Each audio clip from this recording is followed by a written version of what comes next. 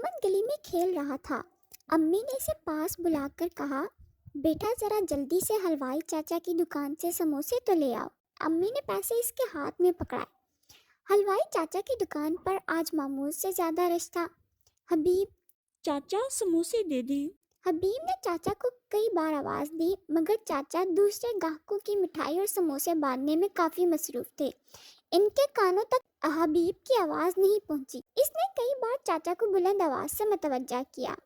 آخر تھوڑی دیر بعد حبیب چاچا نے اسے سموسے کی تھیلی پکڑائی اور دوسرے گاہک کی طرف متوجہ ہو گئے۔ اب حبیب کے ایک ہاتھ میں سموسے کی تھیلی تھی اور دوسرے ہاتھ میں پیسے۔ اسی لمحے شیطان نے اس کا دل للچایا، چنانچہ حبیب کے قدم گھر راستے کی طرف ہو لیے۔ کیا ہوا حبیب، تمہیں اتنا پسینہ کیوں آ رہا ہے؟ امی نے سموسے کی تھیلی تھامتے ہوئے اس سے پوچھا۔ کچھ نہیں امی، بس ایسے ہی، وہ غائب دماغی سے بولا اور جلدی سے کمرے کی طرف بڑھا۔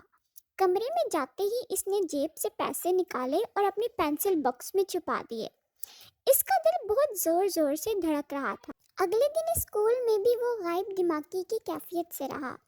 اسے ڈر تھا کہ کہیں اس کی چوری پکڑی نہ جائے۔ اسی وجہ سے وہ کینٹین سے بھی کچھ خرید نہ سکا۔ اسکول سے چھٹی ہوتے ہی وہ حبیب چاچا کی دکان کی طرف چل پڑا۔ دوپہر کا وقت تھا، دکان پر سناٹا تھا۔ چاچا مٹھائی بنانے میں مصروف تھے۔ السلام علیکم چاچا۔ اس نے ادب سے سلام کیا۔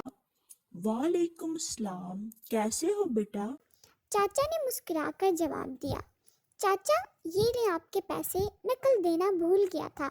اس نے شرمندہ ہوتے ہوئے جیب سے پیسے نکالے اور ان کی طرف بڑھا دیے۔ مجھے یاد تھا کہ تم نے پیسے نہیں دیے، میں نے پلٹ کر دیکھا تو تم جا چکے تھے۔ تم ایک اچھے بچے ہو اور مجھے یقین تھا کہ تم پیسے دینے ضرور آؤ گے۔ یہ لو، یہ تمہاری ایمانداری کا انعام۔ انہوں نے ایک لفافے میں جلیبیاں ڈال کر حبیب کو تھما دیں، اور واپسی میں حبیب کا دل اور دماغ دونوں بہت ہلکے پھلکے ہو چکے تھے۔ تو لہٰذا بچوں، ہمیں بھی چاہیے کہ ہم ایمانداری سے کام کریں۔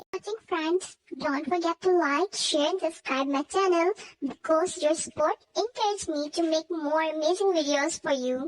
Thank you.